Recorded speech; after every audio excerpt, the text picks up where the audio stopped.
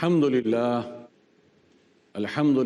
वकफ़ा वस्सलातु वस्सलामु अला इबादिहिल्लज़ीना इस्तफ़ा खुसूसन अला अफ़ज़लिहिम व ख़ातमिन नबिय्यीन मुहम्मदिनिल अमीन व अला आलिहि व सहबिहि अजमाइन अम्मा बाद क़ाल तबारक व तआला फ़ी सूरतिल हुजुरात अऊज़ु बिल्लाहि मिनश शैतानिर रजीम बिस्मिल्लाहिर रहमानिर रहीम क़ालतिल आराबु आमन्ना क़ुल लम तुअमिनु वलाकिन क़ूलू अस्लमना वलम्मा यदखुलिल ईमानु फ़ी क़ुलूबिकुम व इन तुतीउल्लाह व रसूलहु ला यलिदकुम मिन आमालिकुम शय्या इन्नल्लाह गफ़ूरुर रहीम इन्नमल मुअमिनूना अल्लज़ीना आमनू बिल्लाहि व रसूलिही थुम्मा लम यरताबू व जाहदू बिअम्वालिहिम व अनफुसिहिम फ़ी सबीलिल्लाह उलाइका हुमुस सादिक़ून।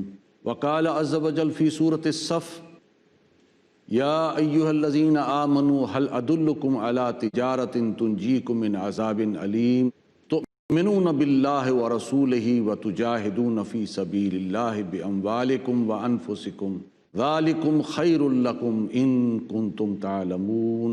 सदक़ल्लाहुल अज़ीम। रब्बि इश्रह ली सदरी व यस्सिर ली अमरी वहलुल उक़दतम मिन लिसानी यफ़क़हू क़ौली। मोहतरम सामीन, हमारी आज की गुफ्तगू का उन्वान इस्लाम और ईमान है और सूरह हुजरात और सूरह सफ़ की चंद आयात की रोशनी में इंशाअल्लाह इस मौजू को समझने की हम कोशिश करेंगे। लेकिन पहले मैं चाहूँगा कि जो आयात आपके सामने तिलावत की गई हैं उनका एक रवां तर्जमा आपके सामने आ जाए। सूरह हुजरात में फ़रमाया, ये बद्दू लोग कहते हैं हम ईमान ले आए हैं। ए नबी, इनसे कह दीजिए कि तुम ईमान नहीं लाए। हाँ, ये कह सकते हो हम इस्लाम ले आए हैं और अभी ईमान तुम्हारे दिलों में दाखिल नहीं हुआ।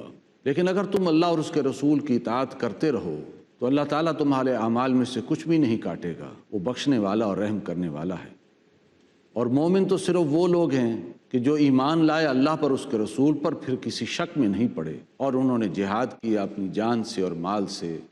यही लोग अपने दावा ईमान में सच्चे हैं। और सूरह सफ़ में फ़रमाया, अहले ईमान, क्या हम तुम्हें बतलाएं वो तिजारत जो तुम्हें अज़ाब अलीम से छुटकारा दिला दे। ईमान पुख्ता रखो अल्लाह पर, उसके रसूल पर, और जिहाद करो अल्लाह की राह में उसकी जान में। यही तुम्हारे हक़ में बहुत बेहतर है अगर तुम इस बात को समझो। कुरान मजीद के मुताले से कुछ अल्फाज वो हैं कि जो मुतरादिफ़ात के तौर पर आते हैं, हम मानी तौर पर आते हैं, लेकिन कभी वो मानी जो है एक जैसे देते हैं और कभी वो मानी मुख्तलिफ देते हैं। तीन जोड़े मैं आपके सामने रखता हूँ, मसलन ईमान और इस्लाम। इसी तरह दूसरा जोड़ा है क़िताल और जिहाद।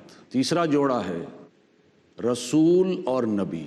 ये अल्फाज हम मानी भी होते हैं और ये अल्फाज मुख्तलिफ मानी भी दे देते हैं। मसलन ईमान और इस्लाम, अगर इसमें ईमान ख़ास है और इस्लाम आम है, इस मानी में कि हर मोमिन तो मोमिन भी होगा और मुस्लिम भी होगा, लेकिन ज़रूरी नहीं कि हर मुस्लिम मोमिन हो।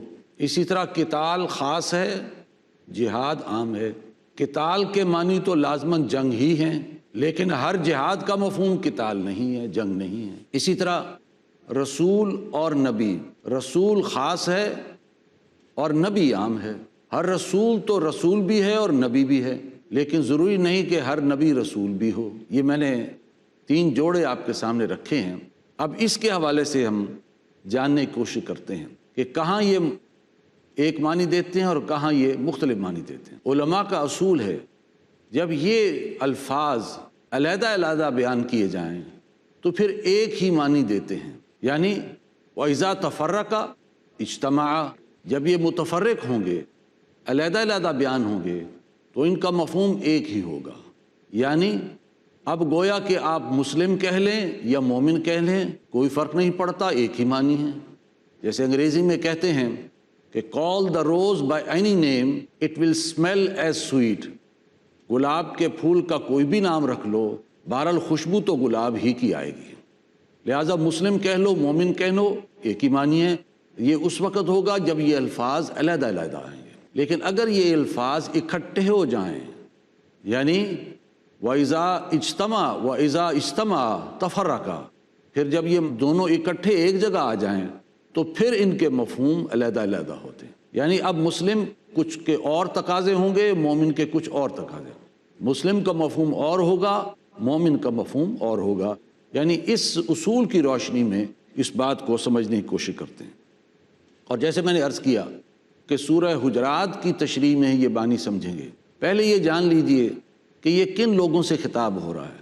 سب سے پہلے تو یہ جانیے کہ مکے میں جو لوگ ایمان لائے انہیں معلوم تھا کہ ایمان لانا کس قدر دشوار ہے، اس لیے کہ پہلے تو جب نبی اکرم صلی اللہ علیہ وسلم نے اس دعوت کو اٹھایا تو پہلے تو اس میں تمسخر و استہزاء کا معاملہ تھا، ان کا مذاق اڑایا جاتا تھا، تمسخر تھا کہ یہ چند نوجوان ہیں، ابھی بس پیچھے لگ گئے ہیں محمد رسول اللہ صلی اللہ علیہ وسلم کے، یہ ٹھیک ہو جائیں گے وقت کے ساتھ ساتھ۔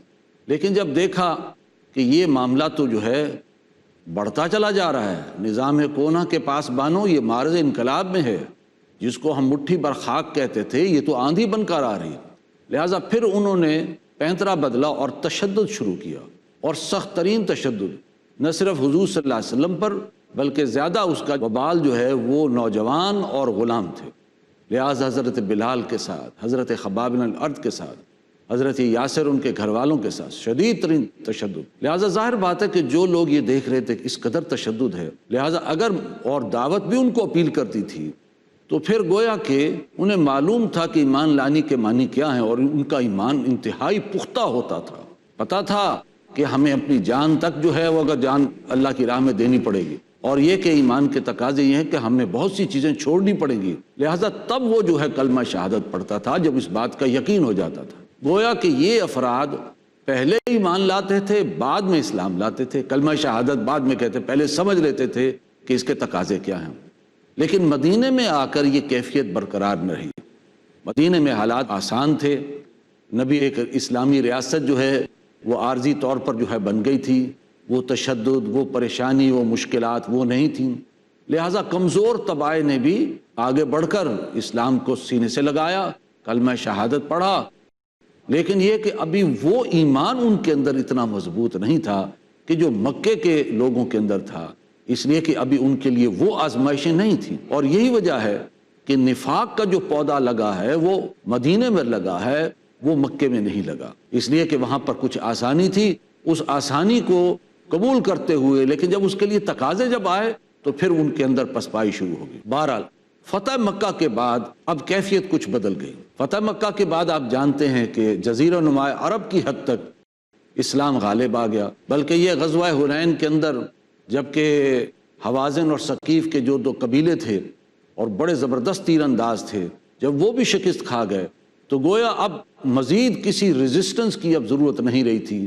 سب لوگوں نے سمجھ لیا کہ بس اب گیم از اوور، ساری بات ختم ہو گئی، لہٰذا ایک رو چلی اور سب لوگ جو ہے اسلام میں داخل ہوئے۔ اس وقت جب اسلام میں داخل ہوئے تو ان سے کہا گیا کہ ابھی تم ایمان نہیں لائے، ابھی ایمان تمہارے دلوں میں داخل نہیں ہوا، ہاں یہ کہہ سکتے ہم اسلام لے آئے ہیں، ہم نے اطاعت قبول کی ہے، کلمہ شہادت پڑھا ہے، اس کے تقاضے جو ہے ادا کر رہے ہیں، لہٰذا ابھی وہ مومن والی کیفیت تمہارے اندر پیدا نہیں ہوئی۔ اب اس پس منظر میں سمجھیے یہ آیات کا تجزیہ۔ فرمایا قالت الاعراب آمنا، یہ بدو لوگ کہتے ہیں ہم ایمان لے آئے، اس لیے کہ چونکہ رو چلی، بڑے بڑے مکہ ہے، مدینہ ہے، طائف ہے، یہ تو گویا کہ سرنگوں ہو گئے، جو آس پاس کے قبائل تھے، چھوٹے چھوٹے قبائل تھے، اور وہاں پہ جو بدو لوگ کہتے تھے، جب انہوں نے دیکھا کہ اب کوئی فائدہ نہیں مزید ریزسٹنس کو جاری رکھنے کا، لہٰذا وہ سب اسلام میں داخل ہوئے۔ جیسے قرآن مجید میں آتا ہے ارأیت یدخلون فی دین اللہ افواجا، اے نبی آپ دیکھتے ہیں کہ وہ فوج در فوج جو ہے اسلام میں داخل ہو رہے ہیں، لہٰذا سب آئے، انہوں نے کہا کہ ٹھیک ہے اب اسلام قبول کر لو۔ تو اللہ نے فرمایا قالت الاعراب آمنا، اور آتے ساتھ انہوں نے کہا کہ ہمیں بھی مومن سمجھا جائے، ہم ایمان لے آئے۔ فرمایا یہ کہتے ہیں کہ ہم ایمان لائے، قل لم تؤمنوا، ان سے کہہ دیجئے کہ تم ایمان نہیں لائے، یعنی ان کے دعوی ایمان کی قرآن نے نفی کر دی کہ تم ایمان نہیں لائے۔ وَلَٰكِنْ قُولُوا أَسْلَمْنَا، ہاں البتہ یہ کہہ سکتے ہو ہم نے اسلام قبول کیا ہے، یعنی کلمہ پڑھا ہے، گواہی دی ہے، اطاعت قبول کی ہے، اور تم نے گویا کہ سرنڈر کر لیا ہے، جسے کہتے ہیں کہ جیسے گردن نہادن، اسلام کے معنی گردن جھکا دینا، to surrender, to give up resistance, تو وہ چیز تم نے کر لیا ہے، اطاعت قبول کر لی ہے، لیکن ولما يدخل الایمان فی قلوبکم، ابھی ایمان تمہارے دلوں میں داخل نہیں ہوا۔ یہاں پر ایک وقفہ لیتے ہیں اور وقفے بعد انشاءاللہ بات ہوگی۔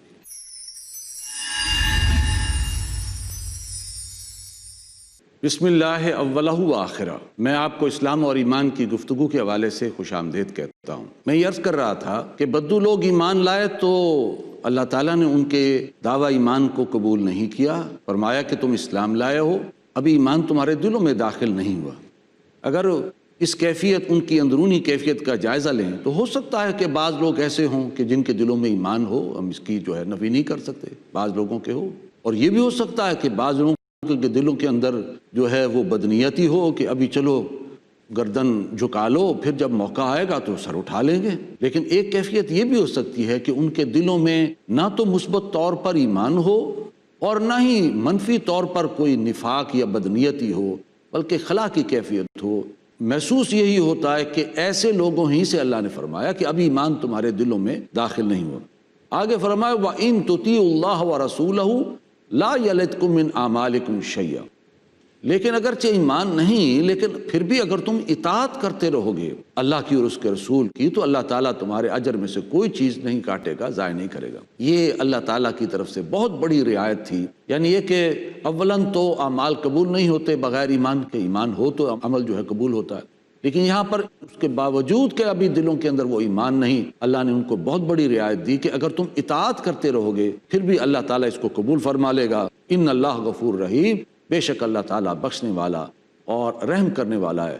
یہ اس کی شان غفاری ہے کہ ابھی ایمان نہیں، لیکن اس کے باوجود وہ تمہیں رعایت دے رہا ہے کہ اگر تم اطاعت کرتے رہو تو ہم تمہارے اعمال میں سے کوئی چیز، اس کے اجر میں سے کوئی چیز کم نہیں کریں گے۔ اگر ہم آج اپنی باطنی کیفیت کا جائزہ لیں، اسلام ہمیں موروثی طور پر ملا ہے، وراثت میں ملا ہے، نسلاً بعد نسلاً ہم اسلام کے اندر آ رہے ہیں۔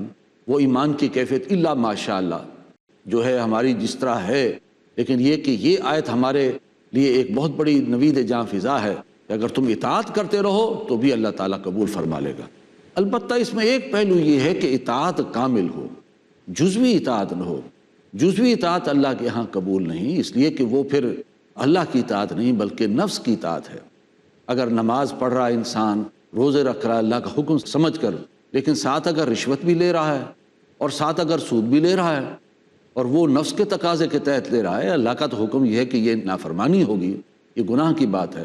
اس کا مطلب یہ ہے کہ جو چیز نفس کے لیے آسان ہے وہ اس نے کر لی، اور جو چیز نفس کے لیے مشکل ہے وہ اس نے اس کو پاؤں تلے رون دیا۔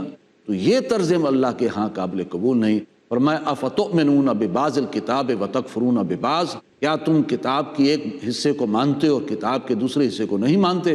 وما جزاء من یفعل ذلک منکم، اور جو کوئی تم میں سے یہ طرز عمل اختیار کرے گا اس کی سزا اس کے سوا کیا ہو سکتی ہے کہ الا خزی فی الحیات الدنیا، سوائے اس کے کہ اس کو دنیا میں رسوا کر دیا جائے، اور یوم القیامت یردون الی اشد العذاب، اور قیامت کے دن وہ شدید ترین عذاب میں ڈال دیا جائے۔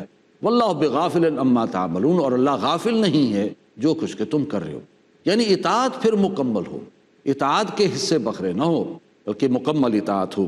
یا یہ علیحدہ بات ہے وقتی طور پر انسان سے کوئی خطا ہو جاتی ہے، گناہ ہو جاتا ہے، کوئی معصیت، کوئی جذبات کی روح میں کوئی وہ غلط کام کر بیٹھتا ہے، لیکن جیسے ہی اس کا احساس ہو فوراً اللہ کی جناب میں رجوع کرے، توبہ کرے۔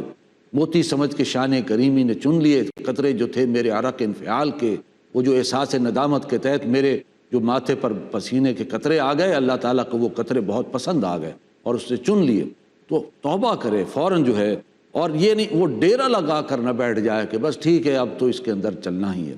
یہ ایسے ہے جیسے انسان اگر کیچڑ میں گرتا ہے تو اس کا پاؤں اگر پھسل جاتا ہے تو وہ بیٹھا نہیں رہتا، فوراً بجلی کی تیزی کے ساتھ اٹھتا ہے، کپڑے جھاڑتا ہے اور اپنا راستہ لیتا ہے۔ لہٰذا اطاعت اگر ہو تو مکمل ہو۔ لہٰذا یہاں پر چونکہ اسلام اور ایمان اکٹھے آئے ہیں، لم تؤمنوا، تم ایمان نہیں لائے، ولیکن قولوا اسلمنا، بلکہ یہ کہہ سکتے ہو اسلام لائے ہو۔ تو ایمان اور اسلام کو چونکہ اکٹھے آ گئے تو لہٰذا ان کے معنی اب ڈیفرنٹ ہو جائیں گے، متفرق ہو جائیں گے۔ لہٰذا فرمایا گا کہ اب ایمان نہیں ہے تمہارا، ہاں اسلام ہے، اسلام کے تقاضے اور ہیں، تم نے گردن نہادن کی ہے، سرنڈر کیا ہے، اطاعت قبول کی ہے، لیکن ابھی ایمان کے تقاضے تمہارے اندر وہ پیدا نہیں ہوئے۔ لہٰذا یہاں پر اسلام اور ایمان کو یکجا کر کے اس کے معنی علیحدہ علیحدہ کر دیے گئے۔ اب ہم دیکھتے ہیں کہ اسلام کیا ہے اور ایمان کیا ہے۔ اسلام کا تعلق اصل میں دنیا سے ہے، معاشرت سے ہے، ایک اسلامی ریاست سے ہے، اس لیے کہ دنیا میں بہرحال ایک نظام بنانا ہے، ایک اسلامی معاشرہ بنانا ہے، لہذا اس کے لیے جو ہے پھر اسلام کی بنیاد پر کسی کو شہریت ملے گی، ایمان کی بنیاد پر نہیں۔ کسی کے دل کے اندر جھانک کر نہیں دیکھا جا سکتا کہ کتنا ایمان ہے تو چلو بھائی تم اسلامی ریاست کے شہری ہو۔ آج تک کوئی تھرمامیٹر یا کوئی آلہ ایجاد نہیں ہوا کہ منہ میں ڈال کر دیکھ لیا جائے اس کے اندر ایمان ہے یا نہیں۔ تو یہ کہ جس نے کلمہ پڑھا ہے اشہد ان لا الہ الا اللہ واشہد ان محمد رسول اللہ، اس نے یہ گواہی دی، اب اس کا اسلام قبول کیا جائے گا، وہ گویا کہ اسلامی ریاست کا شہری ہے، الا یہ کہ بعد میں جو ہے ثابت ہو کہ وہ تو دھوکہ دینے کے لیے اس کے اندر شامل ہوا تھا، وہ ایک علیحدہ معاملہ ہے۔ لیکن دنیا میں چونکہ آپ نے اگر اسلامی معاشرہ قائم کرنا ہے تو اس کی بنیاد اسلام پر ہوگی، کلمہ شہادت پر ہوگی، گواہی پر ہوگی، ایمان پر نہیں ہوگی۔ اس لیے جس نے کلمہ پڑھا اب اس کا نام بھی مسلمانوں جیسا ہوگا، اب اس کا جو ہے اگر اس کی شادی بیاہ ہوتی ہے اس کا نکاح بھی مسلمانوں کے طریقے سے ہوگا، اور اگر بالفعل مسلمان مر جاتا ہے تو اس کی نماز جنازہ ہوگی، اس کی تہجیز و تکفین ہوگی جیسے کہ مسلمانوں کی ہوتی ہے۔ یہ سارے فوائد اس کو حاصل ہوں گے اس لیے کہ اس نے کلمہ شہادت ادا کیا ہے، وہ اسلام لے آیا ہے، اسلامی ریاست کا شہری ہے، لہٰذا اس کو یہ فوائد حاصل ہوں گے۔ اور ہم جانتے ہیں کہ اسلام کے جو ارکان ہیں وہ جو حضور صلی اللہ علیہ وسلم نے فرمائے کہ بنی الاسلام علی خمس، کہ اسلام کی بنیاد 5 چیزوں پر ہے، ایک کلمہ شہادت، نماز، روزہ، حج اور زکوٰۃ۔ لہٰذا ارکان اسلام بیان کیے گئے کہ اگر تم جو ہے اسلامی ریاست کے شہری بنتے ہو تو یہ چیزیں ہیں جو تمہیں کرنی ہیں، اور آگے بھی اور چیزوں کا بیان فرما، لیکن یہ بنیاد ہے اور اس کی اہمیت ہے، کلمہ شہادت کی اہمیت ہے اسلام لانے کی۔ حضرت اسامہ رضی اللہ تعالیٰ عنہ جنگ میں ایک کافر کو جب زیر کر لیا، جبکہ وہ پہلے اسے لڑ رہا تھا، انہوں نے زیر کر لیا تو اس نے کلمہ پڑھ دیا، اشہد ان لا الہ الا اللہ واشہد ان محمد رسول اللہ۔ تو انہوں نے کہا کہ یہ تو اپنی جان بچانے کے لیے جو ہے کلمہ پڑھ رہا ہے، ابھی مجھ سے لڑ رہا تھا، اگر یہ مجھے جو ہے زیر کر دیتا تو مجھے نہ چھوڑتا، لہٰذا انہوں نے تلوار چلائی، اس کی گردن علیحدہ کر دی۔ لیکن یہ کہ معاملہ حضور صلی اللہ علیہ وسلم کے پاس پہنچا، حضور نے پوچھا کیا اسامہ تم نے ایسا کیا؟ فرمایا حضور وہ اپنی جان بچانے کے لیے کر رہا تھا۔ تو حضور نے جو ہے اس کی نفی نہیں کی، بس یہ فرمایا اے اسامہ کلمہ قیامت کے دن گواہی دے گا میرے ہوتے ہوئے تلوار کیوں چلی؟ یعنی تم نے اس کے دل کو چیر کر تو نہیں دیکھا تھا کہ اس کے اندر وہ ایمان ہے یا نہیں، کلمہ تو آ گیا تھا اس کی زبان پر، لہٰذا کلمے کی لاج رکھنی ضروری تھی۔ دل میں کیا ہے اس کو چھوڑو، لیکن یہ کہ زبان پہ کلمہ تو آ گیا تھا، کلمے کے ہوتے ہوئے تمہاری تلوار گویا کہ نہیں چلنی چاہیے۔ تو کلمے کی، اسلام کی اپنی ایک اہمیت ہے، اور اس کا اصل تعلق دنیا سے ہے، اس کا تعلق معاشرے سے ہے، اس کا تعلق اسلامی ریاست سے ہے۔ اب ہم یہ دیکھتے ہیں کہ ایمان کیا ہے۔ وہ جو فرمایا کہ آگے آیت میں اب ایمان تمہارے دلوں میں داخل نہیں ہوا، پھر آگے ایمان کی ڈیفینیشن بیان فرمائی کہ مومن تو صرف وہ لوگ ہیں جو ایمان لائے اللہ پر، اس کے رسول پر، اور کسی شک میں نہیں پڑے، اور انہوں نے جہاد کیا اللہ کی راہ میں اپنے جان سے اور مال سے، اور یہی لوگ اپنے دعوی ایمان میں سچے۔ مومن کون ہے؟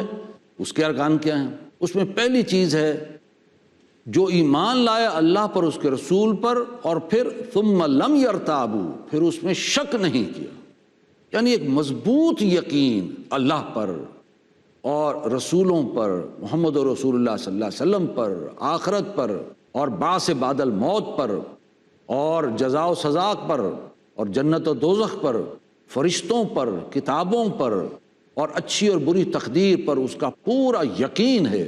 اللہ میرا خالق، اللہ میرا مالک، اللہ میرا رازق، اللہ میرا حاکم، اور وہ اللہ ہی ہے جو عزت دیتا ہے اور ذلت دیتا ہے، اللہ ہی ہے جو نفع بھی دیتا ہے اور نقصان بھی دیتا ہے، اللہ ہی ہے جو بیماری بھی دیتا ہے اور صحت بھی دیتا ہے، اللہ ہی ہے جو زندگی بھی دیتا ہے اور موت بھی دیتا ہے، اور وہ تمہارے ساتھ ہوتا ہے جہاں کہیں بھی تم ہوتے ہو، اور وہ مسبب الاسباب، اگرچہ اس نے اسباب بنائے ہیں اور اسباب کے ذریعے سے تمہیں رزق بھی دے رہا ہے، لیکن وہ اسباب کا پابند نہیں، وہ مسبب الاسباب ہے، وہ اسباب کو بائی پاس کر کے بھی تمہیں رزق دے سکتا ہے۔ اور یہ کہ وہ فاعل حقیقی ہے، اور یہ کہ علی کل شیء قدیر ہے، اور مؤثر حقیقی ہے، اور ہر چیز کا جاننے والا ہے، اور لا حول ولا قوت الا باللہ، کسی کے پاس کوئی طاقت، کسی کے پاس کوئی قوت نہیں مگر سوائے اللہ کی ذات کے۔ یہ یقین ہو اس پر، اللہ کی ان صفات پر، یہ ہے جو بندہ مومن کی جو پہلی چیز۔ اس طرح رسول اللہ صلی اللہ علیہ وسلم کے بارے میں اس کا یقین ہے کہ وہ خاتم النبیین ہے. اب گویا کہ نبوت کی مہر ہے، اس کے بعد کوئی نبی نہیں ہے، تو خاتم النبیین ہے، آخر المرسلین ہے. اور رسولوں میں سے بھی جو رسولوں کا جو مشن تھا اس کی تکمیل فرمانے والا، اور دین اسلام کی تکمیل ہوئی محمد رسول اللہ صلی اللہ علیہ وسلم کے ہاتھوں، لہٰذا وہ خاتم النبیین، آخر المرسلین، رحمت للعالمین، محسن انسانیت، رہبر و رہنما، کامل رسول. لہٰذا اس اعتبار سے ایک یقین کی کیفیت. اسی طریقے سے آخرت کے بارے میں وَإِنَّ الدَّارَ الْآخِرَةَ لَهِيَ الْحَيَوَانُ لَوْ كَانُوا يَعْلَمُونَ، آخرت کا گھر ہی اصل زندگی ہے، کاش کہ انہیں اس بات کا یقین ہو جائے. اصل زندگی وہی ہے، اور یہ کہ آخرت میں اللہ تعالیٰ عدل فرمائیں گے، انصاف فرمائیں گے، اور ذرے کے ہم وزن اگر کوئی بدی ہوگی تو اللہ تعالیٰ سامنے لائیں گے، اور ذرے کے ہم وزن کوئی نیکی ہوگی تو اللہ تعالیٰ اسے بھی سامنے لائیں گے. دنیا سجن المومن ہے، دنیا تو مومن کا قید خانہ ہے، پابندیاں ہیں. ہاں کافر کے لیے جنت ہے، اس لیے کہ اس کے لیے کوئی پابندی نہیں، وہ کسی اخلاقی بندش کو قبول کرنے کے لیے تیار ہی نہیں. لہٰذا دنیا کے بارے میں سمجھنا کہ یہ دنیا عارضی ہے اور آزمائش ہے اور دھوکے کا سامان ہے، جو کچھ ہے وہ ایک دھوکہ ہے. اصل جو نعمتیں اللہ تعالیٰ نے آخرت میں عطا فرمائی ہیں، وہ نعمتوں اور دنیا کی نعمتوں کا کوئی جو ہے آپس میں کمپیریزن نہیں. جیسے حضور صلی اللہ علیہ وسلم نے فرمایا کہ دنیا کی نعمتوں اور آخرت کی نعمتوں کے بارے میں فرمایا کہ اپنی انگلی جو ہے سمندر میں ڈالو اور دیکھو کتنا پانی انگلی کے ساتھ لگا ہے، تو جو نسبت انگلی کے پانی کو اس سمندر کے پانی کے ساتھ ہے، وہی نسبت دنیا کی نعمتوں کو آخرت کی نعمتوں کے ساتھ ایک جو ہے نسبت ہے، یعنی اس کا کوئی کمپیریزن ہی نہیں. لہٰذا آخرت کے بارے میں یہ تصور.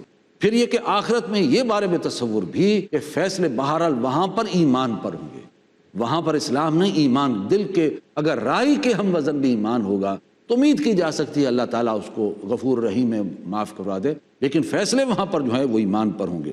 جیسا کہ ایک حدیث میں حضرت معاذ بن جبل رضی اللہ تعالیٰ عنہ ایک غزوے کے بعد جو ہے وہ حضور کے ساتھ چل رہے تھے، صبح کا وقت تھا، نماز پڑھی اور ٹھنڈی ٹھنڈی ہوا چل رہی تھی، اور اس کے بعد جو ہے وہ قریب آئے حضور صلی اللہ علیہ وسلم کے اور فرمایا کہ حضور میں نے آپ سے سوال پوچھنا ہے. حضور نے فرمایا کہ کیا سوال ہے؟ فرمایا کہ ایسا سوال ہے کہ جس نے مجھے مریض کر دیا ہے، بیمار کر دیا ہے، اور یہ کہ مجھے غم و اندوہ سے دوچار کر دیا. پوچھا کہ کیا ہے، کیا پوچھا؟ کہ مجھے وہ بات بتائیے کہ میں جنت میں کیسے چلا جاؤں. تو یہ حضور نے فرمایا بخن بخن، بہت خوب بہت خوب، تم نے واقعی عمدہ سوال پوچھا ہے. اور پھر فرمایا اب یہ ہے نبی اکرم صلی اللہ علیہ وسلم کا فرمان کہ جنت میں داخلہ کیسے ہوگا. فرمایا ایمان پختہ رکھو اللہ پر اور آخرت پر، نماز قائم کرو اور اللہ کی بندگی اختیار کرو، اس کے ساتھ شریک نہ کرو، اور اسی کیفیت میں رہو جب تک کہ تمہیں موت نہ آ جائے. اس کو انشاءاللہ آگے بھی جاری رکھیں گے. وآخر دعوانا ان الحمدللہ رب العالمین. اللهم صل على محمد، اللهم صل على محمد، اللهم صل على محمد، اللهم صل